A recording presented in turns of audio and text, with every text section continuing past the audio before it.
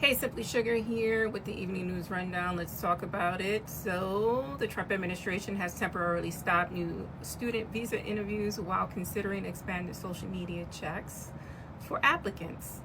We know what that's about. If you speak out against him, you're not going to be able to get into school here. President Trump is moving to cancel federal contracts with Harvard University, citing concerns over anti-Semitism policies. Again, we know what that's about. They're not bending the knee. And so this will end up in court. Harvard will win. They've been winning because this is just retaliatory at this point. And he's dragging us all into it. Remember, these are your tax dollars, my tax dollars, having to go into court and defend all these cases. It is wasteful. It is wasteful. It is a waste of our tax money that could be going to people in need. You know, those tornado victims, victims of flooding, victim of natural disasters. That's where our money could be going, helping each other in the United States. NPR sues over funding cuts. What a surprise, another lawsuit. National Public Radio has filed a lawsuit against the Trump administration's order to eliminate federal funding for NPR and PBS. And I'm sure that they will win. These funds have been allocated already. You can't allocate and take away. This is money already spent and budgeted. But, you know, no one is holding him responsible. He's just doing all of these things, and it's so much happening. That flood the zone that Bannon talked about is real, and that's exactly what he's doing.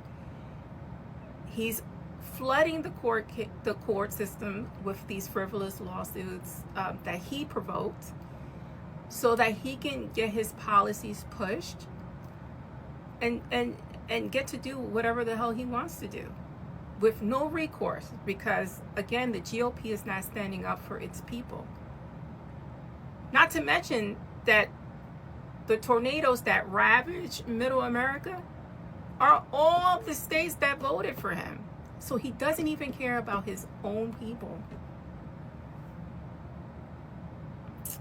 In other news of the ridiculous, Trump pardons the Chrisleys who committed financial fraud because that's what's important.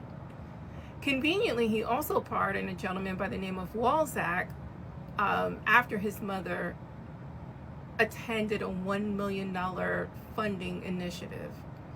So basically, I gave you $1 million, you pardoned my son. Not to mention, I think just yesterday or the day before, he pardoned a sheriff who was out here deputizing people for money. So people bribing the sheriff to fulfill their own cop fantasies, I don't know. It's all very odd. He said Trump has also escalated things with Russia. I mean, he was in love with Putin at first. Apparently they broke up, maybe because he's with Musk now. But literally, President Trump warned the Russian president that he was playing with fire. And this is in regards to Ukraine war, which he blamed Ukraine for. So this is why this is very, whatever. Moving on to the economy. Now, I read an article in Bloomberg saying consumer confidence rebounded sharply, contributing to positive movement in the stock market. What consumer confidence? He's not talking about regular people. He's talking about people with money who's moving the market, who's buying and selling. That is not the average American people. We can afford the stock market. We don't have confidence in that. I don't know. Let me know your thoughts. In other news, Trump announces that Canada wants to be the 51st state because they want to be part of this golden dome, because otherwise they would have to pay billions of dollars for our protection. Nobody's gunning for Canada. And they're gunning for the United States at this point. Nobody's gunning for Canada, people. Canada's fine. In positive news, Tesla sales collapse in Europe And I'm pretty sure they're going to just run them the hell out of there. And I'm all for it. We need to make the same thing happen here in the United States, because this is what they understand. They understand when you hit their pockets. And we need to continue that, and we need to do it on a global scale.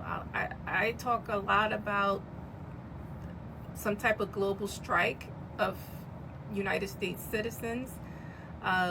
You know, these protests are nice, but it's not getting the coverage it needs. But we'll get the coverage if nobody goes to work for 1 or 2 days. That's what it'll take. 2 days worth of 78 million Americans sitting at home. Anyway, I'm Simply Sugar. Let me know your thoughts. Please like, follow if you can. Thanks.